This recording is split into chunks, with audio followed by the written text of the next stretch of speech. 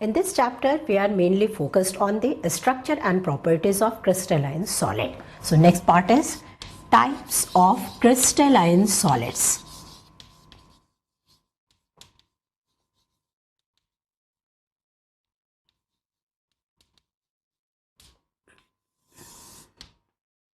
On the basis of nature of particle, an interparticle force of attraction holding these particles, the crystalline solids can be classified into different categories. First category, ionic solids.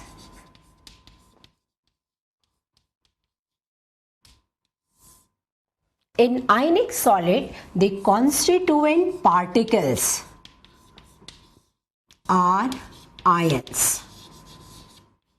Constituent particles are ions. So ionic solids ion से बने हुए होते हैं. अब ion दो तरह के होते हैं, एक कैटायन और दूसरा एनायन. सो आयनिक सॉलिड का मतलब हुआ इस तरह के कंपाउंड में हमेशा दो तरह के आयन दिखाई देंगे, एक कैटायन और एक एनायन. कैटायन एंड एनायन के बीच में जो फोर्स ऑफ अट्रैक्शन ऑपरेटिव है, उस अट्रैक्शन फोर्स को बोला जाता है ionic bond. This is known as ionic bond. As we know, opposite charges के बीच में हमेशा एक strong electrostatic force of attraction operative होती है. सो आयनिक कंपाउंड आयनिक सॉलिड के लिए आयनिक बॉन्ड बनता है और इस आयनिक बॉन्ड को हम कंसीडर करते हैं as a strong electrostatic force of attraction. Electrostatic force of attraction.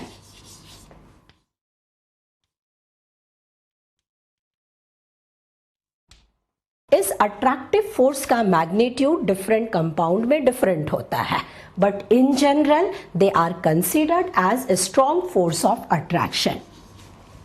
If particles के बीच में strong force of attraction operative है, तो इन पार्टिकल को सेपरेट करने के लिए बहुत ज्यादा एनर्जी की जरूरत पड़ेगी. It means ionic solids are having high melting point and boiling point.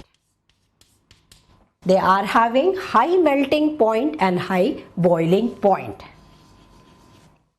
Ionic solids are insulator. They are insulator at room temperature. Room temperature, but conductor in molten state. Conductor in molten state.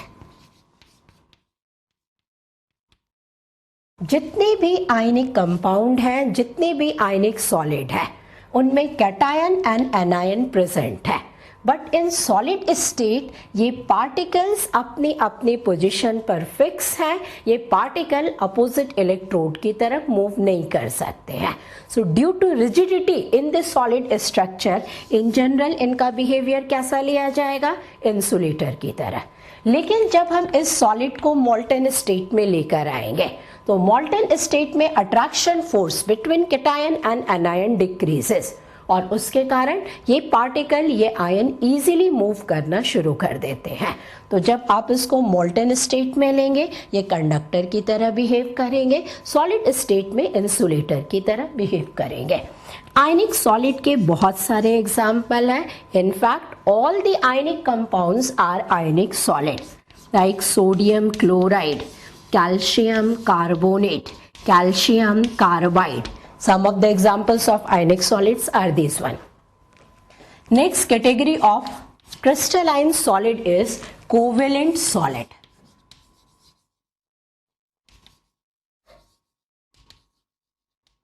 Covalent solids. In case of covalent solid, the constituent particles are atoms.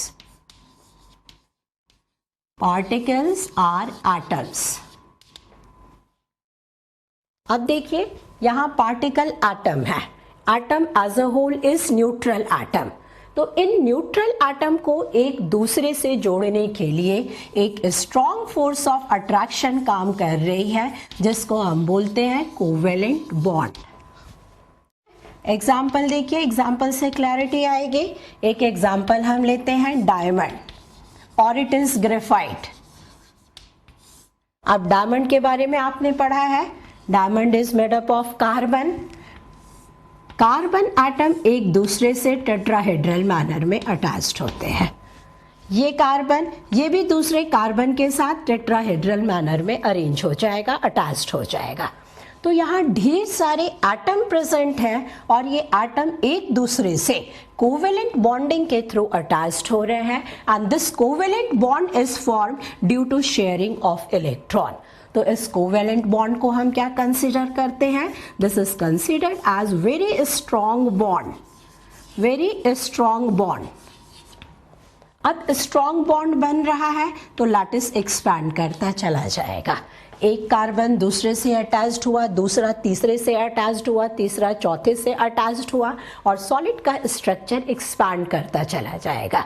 So due to expansion of solid structure, covalent solid को हम लोग बोलते हैं network solid. It is known as network solid और giant structure. Giant structure is formed. Now covalent bond is a very strong bond. If it is a very strong bond, इस bond को break करने के लिए we need a large amount of energy. तो जितने भी crystalline solids हैं उन सब में हम ये कह सकते हैं covalent solids are having highest melting point and boiling point. Highest melting point and boiling point.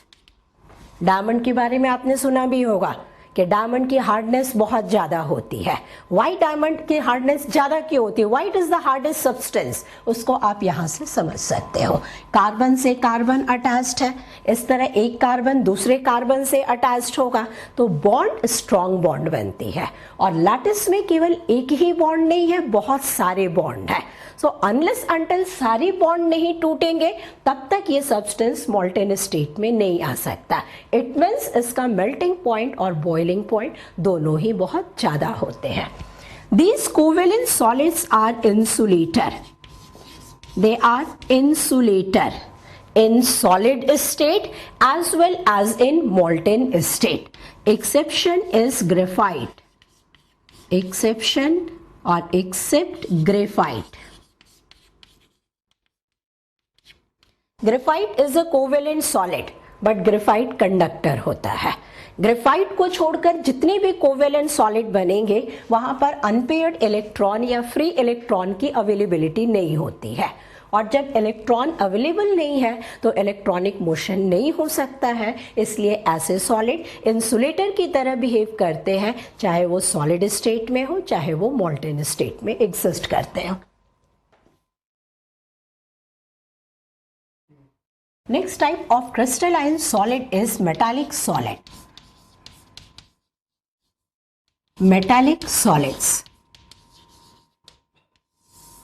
All the metals are solid except mercury. तो metallic solid का characteristic feature क्या है? In case of metallic solid, the constituent particles are positive kernels. Are positive kernels and mobile electrons. Mobile electrons. अब देखिए what is positive kernels and mobile electron. इसको समझने के लिए हम लोग मेटालिक बॉन्डिंग का एक छोटा सा पोर्शन कंसिडर करते हैं। एक एग्जाम्पल लिया, sodium metal. Sodium exist in solid state. तो ये सॉलिड स्टेट में क्यों और कैसे एग्जिस्ट करता है? सपोज 10 सोडियम के एटम हैं जिनको बॉन्डिंग के थ्रू आपस में अटैच्ड होना है। According to the bonding mechanism, जब 10 सोडियम एटम इकट्ठा होंगे तो ये सारे एटम अपने वैलेंस इलेक्ट्रॉन को रिलीज कर देते हैं for the formation of electron pool. यहाँ देखिए हमने एटम बनाए थे, एटम इलेक्ट्रॉन को रिलीज कर देते हैं for the formation of electron pool. अब ये सारे इलेक्ट्रॉन इस इलेक्ट्रॉन पूल में सस्पेंडेड है एंड इलेक्ट्रॉन रिलीज करने के बाद जो पॉजिटिव आयन बना उसी को हम बोलते हैं पॉजिटिव कर्नल। तो ये इलेक्ट्रॉन इनफाइनाइट डिस्टेंस पर नहीं चले गए, इसलिए इस फिनोमेना को हम आयनाइजेशन फिनोमेना नहीं कंसीडर करेंगे। पॉजिटिव कर्नल सॉलिड स्टेट में है, इलेक्ट्रॉन इलेक्ट्रॉन पूल में है, ये इलेक्ट्रॉन इसके चारों ओर चक्कर लगाता रहता है। इस positive ion and negatively charged electron के बीच में जो अट्रैक्शन फोर्स एग्जिस्ट कर रहा है, इसी अट्रैक्शन फोर्स को हम लोग बोलते हैं मेटालिक बॉन्ड। अब इस मेटालिक बॉन्ड के स्ट्रेंथ क्या होंगे? Some of the metals are having very strong metallic bond and some of the metals are having a weak metallic bond. तो आपने सुना होगा, देखा होगा, कुछ मेटल के मेल्टिंग पॉइंट बॉइलिंग पॉइंट बहुत ज़्यादा होती है, कुछ मेटल के मेल्टिंग पॉइंट बॉइलिंग पॉइंट कम होती है। Some of the metals are very hard metal while few of the metals are soft metal. तो उसकी सॉफ्टनेस क्या होगी, हार्डनेस क्या होगी, तो उसका मेल्टिंग पॉइंट क्या होगा, बॉइलिंग पॉइंट क्या होगा, ये डिपेंड करता है मेटालिक बॉन्ड के स्ट्रेंथ पर। मेटालिक बॉन्ड के स्ट्रेंथ में वेरिएशन देखा जाता है। अब वेरिएशन क्यों होता है उसको यहां से समझते हैं। Suppose it is sodium metal, sodium metal के वैलेंस शेल में केवल एक इलेक्ट्रॉन है, तो यहां 10 एटम इकट्ठा हुए और सबने अपने अपने वैलेंस इलेक्ट्रॉन को रिलीज कर दिया for the formation of electron pool. It means यहां इलेक्ट्रॉन पूल में 10 इलेक्ट्रॉन प्रेजेंट होंगे, बट सोडियम की जगह हमने मैग्नीशियम ले लिया, तो मैग्नीशियम के वैलेंस शेल में 2 इलेक्ट्रॉन प्रेजेंट है। इफ 10 मैग्नीशियम के एटम इकट्ठा होंगे तो उसके इलेक्ट्रॉन पूल में 20 इलेक्ट्रॉन्स प्रेजेंट होंगे। जितने ज्यादा इलेक्ट्रॉन इलेक्ट्रॉन पूल में प्रेजेंट होंगे, अट्रैक्शन फोर्स का मैग्नीट्यूड उतना ही ज्यादा होगा। So we can conclude that magnesium के केस में मेटालिक बॉन्ड के स्ट्रेंथ सोडियम से कहीं ज्यादा होगी, और जिसमें ज्यादा होगी उसकी हार्डनेस ज्यादा होगी, उसका मेल्टिंग पॉइंट ज्यादा होगा, उसका बॉइलिंग पॉइंट ज्यादा होगा। तो यहां लिख देते हैं high melting point and boiling point, but variations दिखाई देगा, कुछ की बहुत ज़्यादा होंगी, कुछ की कम हो जाएगी। एग्जाम्पल से पहले एक और प्रॉपर्टी लेते हैं। Metals are always good conductor of heat and electricity. Ionic solid में हमने पढ़ा they are insulator at room temperature but conductor in the molten state. Covalent solid, they are always insulator, and metallic solid, they are always good conductor of heat and electricity. Example, all metals, sodium, magnesium, copper, silver, gold, आप जितने भी metal जानते हो वो सब के सब metallic solid है। Now last category of crystalline solid, that is molecular solid.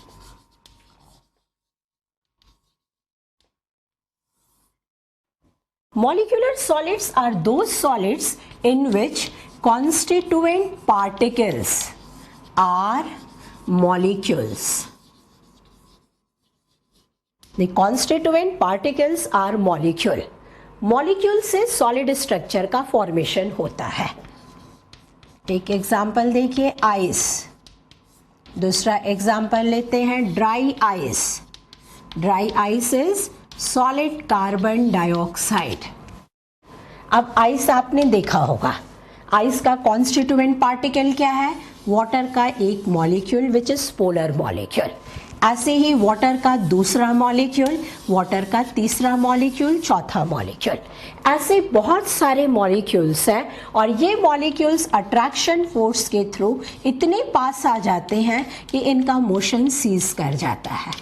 जब मोशन सीज कर जाएगा तो सब्सटेंस सॉलिड स्टेट में कन्वर्ट हो जाता है। So the constituent particles are always molecules. Now these molecules may be polar, they may be non-polar, polar or non-polar. Particle के nature में वेरिएशन हो सकता है और उसी पर डिपेंड करेगा intermolecular forces of attraction.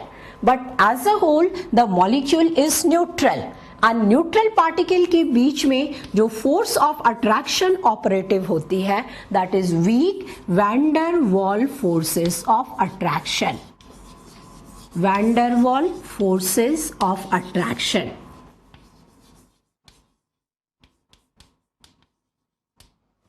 Different molecules के बीच में week force of attraction operative है। आइस के केस में वाटर के डिफरेंट मॉलिक्यूल्स के बीच में हाइड्रोजन बॉन्डिंग होती है। ड्राई आइस का मतलब हुआ these particles are solid CO2 के बीच में वीक लंडन फोर्सेस ऑपरेटिव होती है। But compare to ionic bond, covalent bond और metallic bond, they will be always considered as weak bond, weak forces of attraction.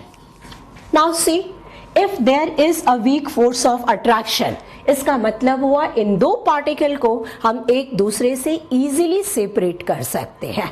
और इजी सेपरेशन का मतलब हो गया they are having low melting point and boiling point, low melting point and boiling point. Another feature, most of the molecular solids are sublime in nature. They are sublime solids, sublime in nature. आपने naphthalene balls देखे होंगे। अब naphthalene ball किससे बना होता है? Hydrocarbon molecule से। ये देखिए, this is solid structure. Hydrocarbon molecules का मतलब हुआ attraction force is weak London forces of attraction. ऐसा देखा है, नेफ्थलीन बॉल को हमने रखा और थोड़े दिन बाद वो नेफ्थलीन बॉल वहां से गायब हो जाता है। गायब होने का मतलब क्या हुआ? वो सॉलिड स्टेट से डायरेक्ट वेपर स्टेट में कन्वर्ट हो रहा है। So how this conversion is taking place, उसको आप यहां समझ सकते हैं। इन दो मॉलिक्यूल के बीच में जो अट्रैक्शन फोर्स है that is weak attraction force and it is such a weak force of attraction कि रूम टेम्परेचर पर ये बॉन्ड आसानी से टूट जाती है और पार्टिकल्स फ्री होकर के एयर में चले जाते हैं। So most of the molecular solids are sublime in nature. So crystalline solids on the basis of nature of particle and intermolecular forces of attraction के magnitude पर चार कैटेगरी में डिवाइड की गई: आयनिक solid, covalent solid, metallic solid and molecular solids. Now we will study the internal structure of crystalline solid. Internal structure of crystalline solids. Internal structure of solid को समझने के लिए कुछ बेसिक टर्म्स यूज किए जाते हैं। What are these basic terms? First term is space lattice.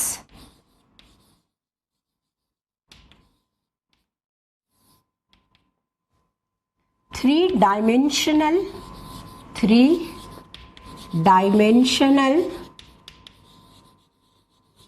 arrangement of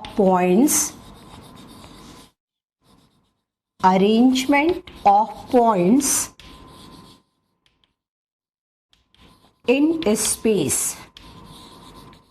Space is known as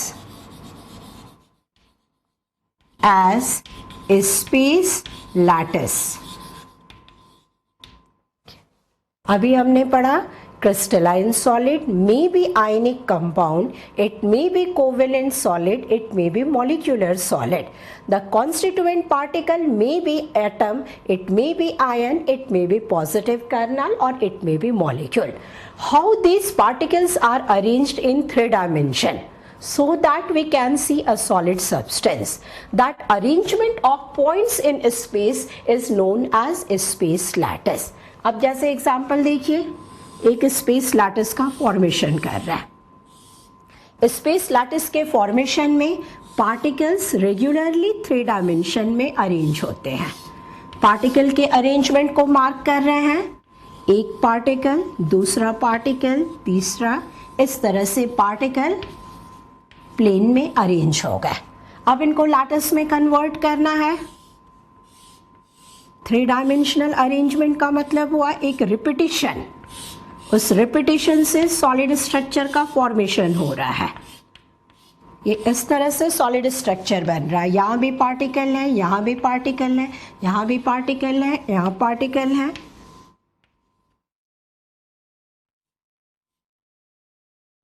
यहाँ देखिए, तो पार्टिकल के एक रेगुलर रिपीटिशन से एक बॉक्स जैसा स्ट्रक्चर बन रहा है। This box is associated with this one, इसके साथ एक और बॉक्स लगा हुआ है। ऐसे ही ऊपर भी बॉक्स होंगे, ऐसे ही नीचे भी बॉक्स होंगे। तो जब पार्टिकल्स 3 डायमेंशन में एक रिपीटिशन शो करते हैं, एक रेगुलरिटी शो करते हैं, तो स्पेस लैटिस का फॉर्मेशन होता है।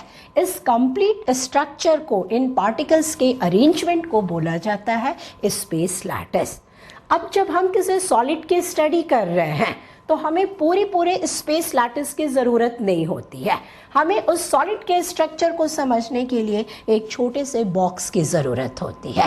And this smallest portion of the space lattice which is required to represent the structure of solid, it is known as unit cell.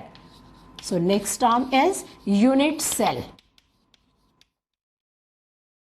This unit cell is defined as the smallest portion of space lattice. Space lattice which when repeated over and again gives the entire structure of solid. Entire structure of solid is known as unit cell. Known as unit cell. The smallest portion of space lattice which when repeated over and again gives the entire structure of solid, it is known as unit cell. तो space lattice के जिस छोटे से portion की हम लोग study करते हैं उसको बोलते हैं यूनिट सेल। अब देखिए what is the difference between unit cell and space lattice. आपने अपने सराउंडिंग में ब्रिक्स देखे होंगे। ब्रिक्स मतलब जिसको हम बोलते हैं ईंट। एक अकेला ब्रिक रखा हुआ है तो इस ब्रिक को हम बोलेंगे यूनिट सेल। ऐसे ही ब्रिक्स को एक रिपीटिशन दे दिया जाए, एक ऑर्डर में ब्रिक्स को हम अरेंज करते जाए, एक के बाद दूसरे, फिर तीसरे, फिर ऊपर, फिर और ऊपर, तो पूरी की पूरी एक वॉल का फॉर्मेशन हो जाता है। तो इस वॉल को क्या बोलेंगे हम? Space lattice. और इस छोटे से पोर्शन ब्रिक को क्या बोलेंगे? Unit cell. जैसे एक ब्रिक से हम पूरी वॉल को डिफाइन कर सकते हैं, similarly with the help of unit cell हम पूरी की पूरे सॉलिड स्ट्रक्चर के स्पेस लैटिस को डिफाइन कर सकते हैं। अब ये यूनिट सेल कैसा होता है, इसको कैसे रिप्रेजेंट किया जाता है? यूनिट सेल को रिप्रेजेंट करने के लिए हम इस तरह से स्ट्रक्चर बना रहे हैं। एक यूनिट सेल का मतलब एक छोटा सा बॉक्स। इस बॉक्स के पैरामीटर्स देखिए। इस बॉक्स में या इस यूनिट सेल में ये जो लाइंस दिख रही हैं, इन लाइंस को बोला जाता है एज लेंथ। तो एज लेंथ क्या होगी? यहाँ देखिए, इस एज लेंथ को हम ए से रिप्रेजेंट करते हैं वाई एक्सिस, एक्स एक्सिस पर बी से रिप्रेजेंट करते हैं, जेड एक्सिस की एज लेंथ को हम सी से रिप्रेजेंट करते हैं। तो हर यूनिट सेल के अंदर 3 तरह की एज लेंथ होगी which is represented by A, B and C. Interfacial angle, B और सी के बीच में जो एंगल बन रही है दैट इज कॉल्ड अल्फा। सी और ए के लिए जो एंगल बन रही है इसको रिप्रेजेंट करते हैं बीटा से। एंड ए एंड बी के बीच में जो एंगल बन रही है that is represented by gamma. तो हर यूनिट सेल को डिफाइन करने के लिए जो पैरामीटर्स बनाए गए, these parameters are edge length and interfacial angle. Edge length को ए बी सी से रिप्रेजेंट किया जाता है एंड इंटरफेशियल एंगल को अल्फा बीटा गामा से रिप्रेजेंट किया जाता है। यूनिट सेल के डिफरेंट पोजीशंस, जैसे इसको अभी बताया आपको, इसको बोलते हैं हम एज लेंथ, इस पूरी सरफेस को बोलते हैं फेस। तो एक यूनिट सेल के अंदर ऐसे 6 फेसेस दिखाई देंगी, 1 2 3 4, एक पीछे और एक आगे। This is cubical type arrangement और ये बन गया हमारा एक यूनिट सेल।